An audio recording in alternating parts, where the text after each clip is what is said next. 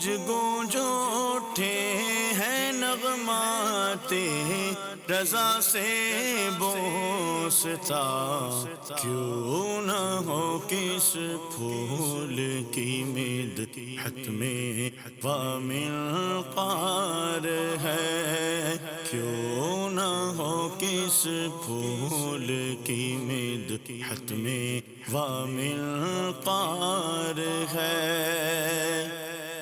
الحمدللہ رب العالمین والصلاة والسلام علی سید المرسلین، اما بعد فاعوذ باللہ من الشیطان الرجیم، بسم اللہ الرحمن الرحیم۔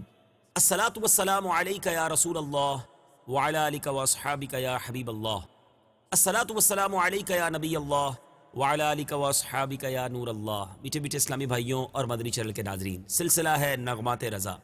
اعلیٰ حضرت امام اہل سنت کے اشعار کو سنتے بھی ہیں، اس کو سمجھنے کی بھی کوشش کرتے ہیں۔ آج جس کلام سے برکتیں لینی ہیں، کمال کا کلام، اعلیٰ حضرت کیا شاندار شخصیت ہیں۔ ایسا لگتا ہے نبی پاک کے جسم مبارک کے ایک ایک عضو کی تعریف بیان کرنا یہ اعلیٰ حضرت کی زندگی کا مقصد تھا۔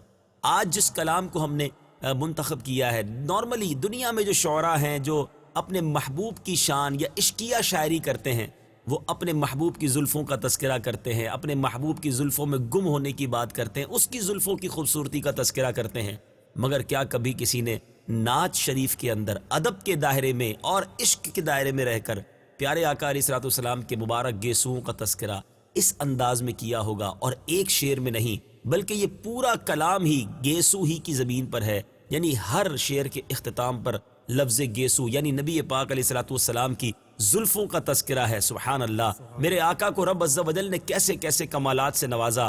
آج بات ہوگی زلف مصطفیٰ کی، نبی پاک علیہ الصلوۃ والسلام کی مبارک زلفوں کی، تصور جانا میں گم ہو کر نبی پاک کے خوبصورت سراپے کو مد نظر رکھتے ہوئے میرے آقا کی زلفوں کا تصور جمائیے اور اس کلام میں کھو جائیے۔ سبحان اللہ، کمال کیا، یقین کریں اعلیٰ حضرت نے، ایک ایک شعر موتی کی مانند ہے۔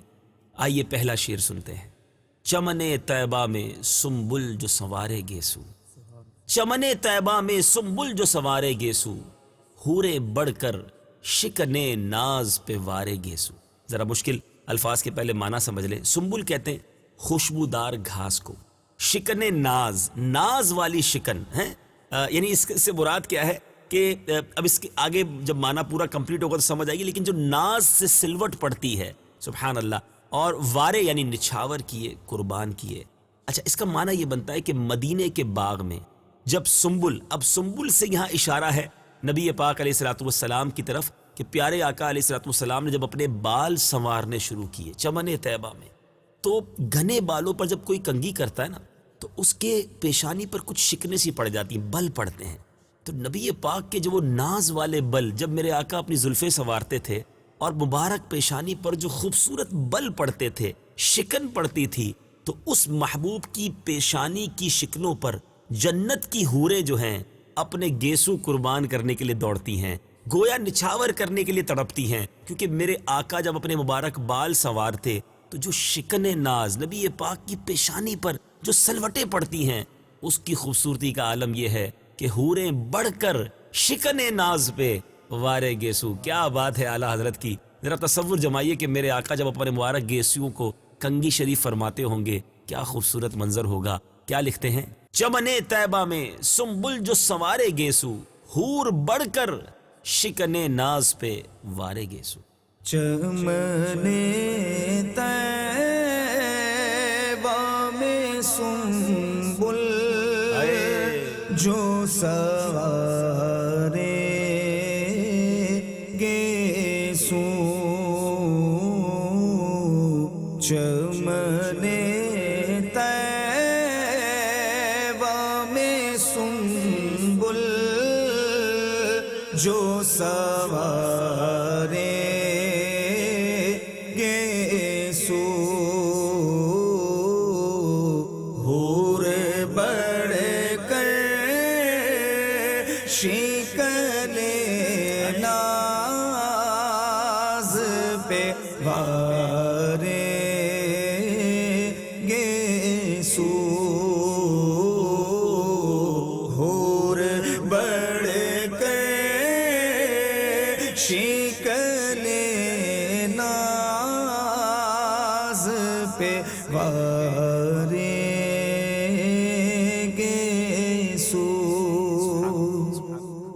میٹھے میٹھے اسلامی بھائیو، ذرا اگلا شعر سنیے گا۔ ایک طرف تو نبی پاک کے گیسوؤں کی بات کی ہے، اب کس کے گیسوؤں کا تذکرہ ہے؟ اللہ اکبر۔ کہتے کی جو بالوں سے تیرے روزے کی جاروب کشی، کی جو بالوں سے تیرے روزے کی جاروب کشی، شب کے شبنم نے تبرک کو ہیں دھارے گیسو۔ پہلے ذرا مشکل الفاظ کے معنی سمجھ لیں۔ یہاں جاروب کشی سے مراد جھاڑو دینا، صفائی کرنا۔ شبنم کہتے ہیں اوس کو، اور آپ کو پتا ہے کہ جب شبنم گرتی ہے تو رات کی خوبصورتی میں بھی اضافہ ہوتا ہے اور موسم بھی بڑا پیارا ہو جاتا ہے۔ دھارنا سے مراد سنبھالنا، پالنا۔ اب اس شعر کا مطلب کیا بنتا ہے کہ یا رسول اللہ صلی اللہ تعالی علیہ وسلم، اے میرے حسن والے آقا، آپ کے روضہ اقدس کو رات کے وقت شبنم نے اس لیے اپنے بالوں سے جھاڑو دیا ہے تاکہ آپ نے اپنے بالوں کو آپ کے روضہ مبارک کے ساتھ تبرک بنا کر اس کے بالوں میں بھی، اس کے بالوں کے حسن میں بھی اضافہ ہو جائے۔ دنیا بھر کے زائرین کو تو ہم نے دیکھا کوئی اپنی چادر نبی پاک کے قدموں سے آپ کے روضے کے قریب زمین سے رگڑ رہا ہوتا ہے، کوئی اپنی تسبیح کو دیوار سے لگا رہا ہوتا ہے کہ میری یہ چیز جو ہے مدینہ پاک کی کسی جگہ سے مس ہو کر تبرک بن جائے۔ لیکن سبحان اللہ، تخیل رضا دیکھے کہ جو رات جو شبنم پڑتی ہے نا، دراصل یہ بھی نبی پاک کے در کی جھاڑو لگانے، پیارے آقا کے در پر جاروب کشی کرنے کے لیے حاضری دیتی ہے کہ میں بھی اپنے بالوں سے جھاڑو دوں تو میرے گیسو بھی خوبصورت ہو جائیں۔ کیا پیارا انداز ہے۔ اسی طرح کی بات مفتی اعظم ہند مصطفیٰ رضا خان صاحب نوری جو کہ اعلیٰ حضرت کے صاحبزادے بھی ہیں، شہزادہ اعلیٰ حضرت ہیں، کیا پیارے انداز میں نبی پاک کی بارگاہ میں ایک عرض کرتے ہیں کہ آقا کبھی ایسا موقع ہو کہ آپ کے قدموں سے لگی خاک مجھے مل جائے تو میں اسے جھاڑو تو لگاؤں گا، لیکن کس چیز سے؟ کہتے ہیں تیری کفش پا یوں سوارا کروں میں کہ پلکوں سے اس کو بہارا کروں میں، یعنی میں اپنی پلکوں سے اسے جھاڑو لگاؤں گا۔ تو یہاں ایک اور تخیل ہے کہ یہ شبنم جو رات گرتی ہے نا نبی پاک کے روضے کے قریب، دراصل یہ پیارے آقا کے در پر اپنے بال پھیلا کر جھاڑو دینے کے لیے حاضری دیتی ہے تاکہ شبنم کے جو گیسو ہیں، گویا یہ دنیا بھر میں شبنم کی جو خوبصورتی ہے یہ اس لیے ہے کہ نبی پاک کے قدموں کی جاروب کشی کر کے آتی ہے۔ کیا بات ہے اعلیٰ حضرت کی، ذرا شعر کو سنیے۔ کی جو بالوں سے تیرے روضے کی جاروب کشی، کی جو بالوں سے تیرے روضے کی جاروب کشی، شب کو شبنم نے تبرک کو ہیں دھارے گیسو۔ کی جو بالوں سے تیرے روضے کی جاروب کشی، شب کو شبنم نے تبرک کو ہے دھارے گیسو، شب کو شبنم میں تبرک کو ہے دھارے گیسو۔ میٹھے میٹھے اسلامی بھائیو، اب جو شعر ہے، اگر اس شعر کو اس کلام کی جان کہا جائے تو بھی غلط نہیں ہوگا۔ کیا خوبصورت التجا ہے، نبی پاک کے گیسوؤں کا سایہ، سبحان اللہ، اور وہ بھی کہاں مانگا گیا ہے؟ جب کوئی سایہ نہ ہوگا، جب محشر کا دن ہوگا، زمین تانبے کی ہوگی۔ کیا پیاری التجا ہے اللہ کی بارگاہ میں۔ ہم سیاہ کاروں پہ یا رب تپش محشر میں سایہ افغن ہوں تیرے پیارے کے پیارے گیسو۔ سبحان اللہ، ذرا اس کی مشکل الفاظ کے معنی پہلے سمجھ لیں۔ یہاں تپش سے مراد گرمی ہے، حرارت ہے۔ سیاہ کار کہتے ہیں گناہ گار کو، اور سایہ افغن یعنی چھاؤں کرنے والے۔ بڑی پیاری التجا ہے کہ اے میرے پروردگار، قیامت خیز جو گرمی ہوگی قیامت کے دن، اے رب العالمین اس دن اپنے محبوب علیہ الصلوۃ والسلام کی زلف واللیل کا سایہ ہمیں نصیب کر دینا تاکہ اس جھلسا دینے والی دھوپ سے، اس کی حرارت سے ہم محفوظ رہ سکیں۔ اور یہاں ایک بڑا پیارا یوسنی تخیل بھی ہے کہ نبی پاک کے قریب ہو گئے تو انشاءاللہ پھر جہنم کی گرمی سے، محشر کی گرمی سے اور محشر کی سختیوں سے بھی محفوظ ہو جائیں گے۔ جام کوثر بھی انہی سے پالیں گے۔ اعلیٰ حضرت ایک اور جگہ التجا کرتے ہیں نا، یا الہی گرمی محشر سے جب بھڑکے بدن، دامن محبوب کی ٹھنڈی ہوا کا ساتھ ہو۔ یا الہی جب زبانیں باہر آئیں پیاس سے، ساقی کوثر شہ جود و عطا کا ساتھ ہو۔ تو اسی طرح کا خیال یہاں بھی ہے کہ ہم سیاہ کاروں پہ یا رب تپش محشر میں سایہ افغن ہوں تیرے پیارے کے پیارے گیسو۔ ہم سیاہ کا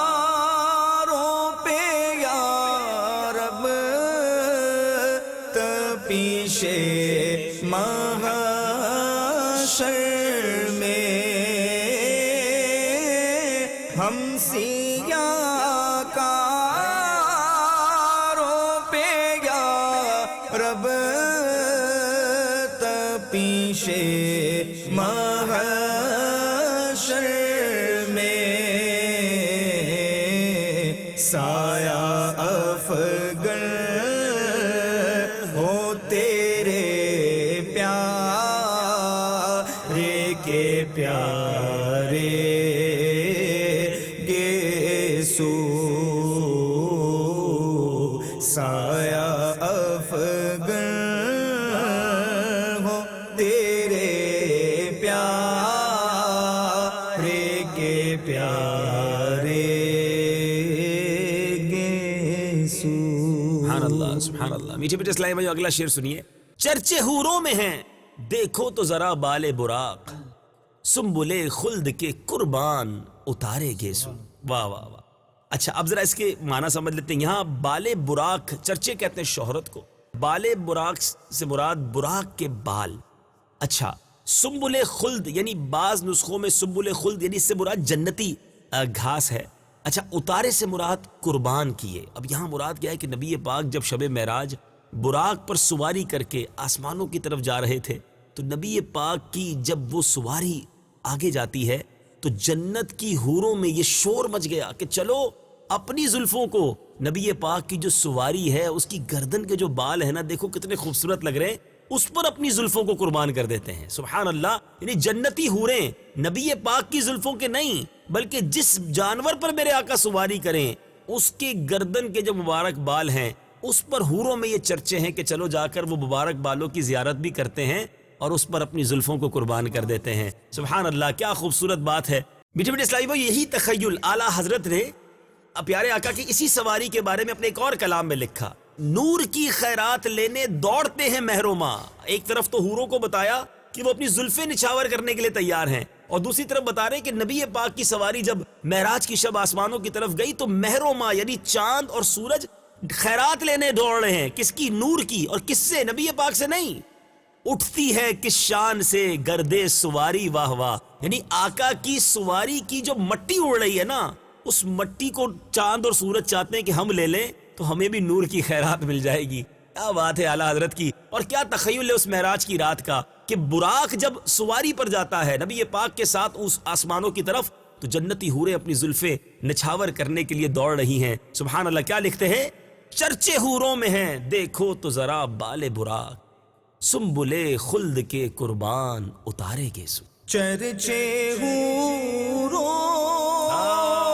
میں ہے دیکھو تو ذرا بال براق، چرچے حوروں میں ہے دیکھو تو ذرا بال براق، سنبل خلد کے قربان اتارے گیسو، سنبل خلد کے قربان اتارے گیسو۔ سبحان اللہ۔ اعلیٰ حضرت نے جب گیسوؤں کی بات ہی کی ہے تو اب گیسوؤں کی مختلف کیفیتوں کا بھی بیان کیا ہے۔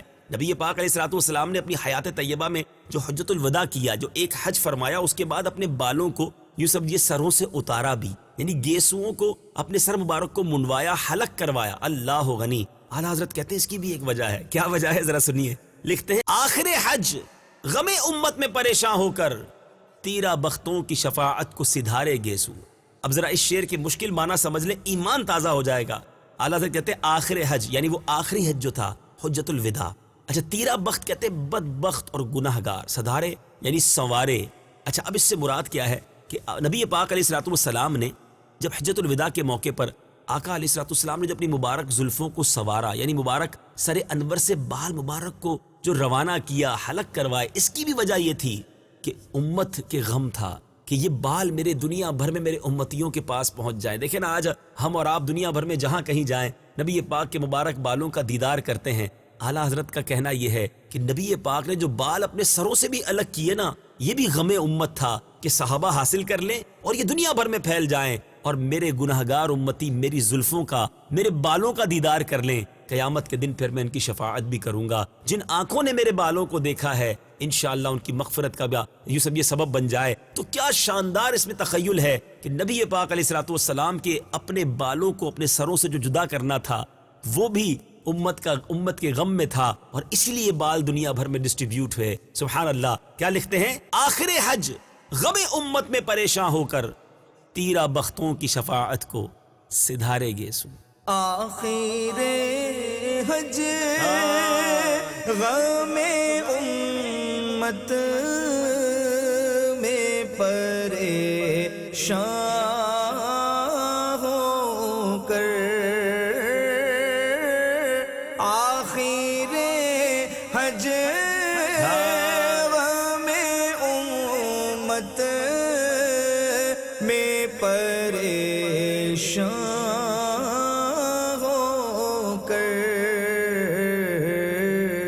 تیرا بختوں کی شفاعت کو سدھارے گے سو. تیرا بختوں کی شفاعت کو سدھارے گونج گونج اٹھے ہیں نغمات رضا سے بوستا، کیوں نہ ہو کس پھول کی مدحت میں وامنقار ہے، کیوں نہ ہو کس پھول کی مدحت میں وامنقار ہے.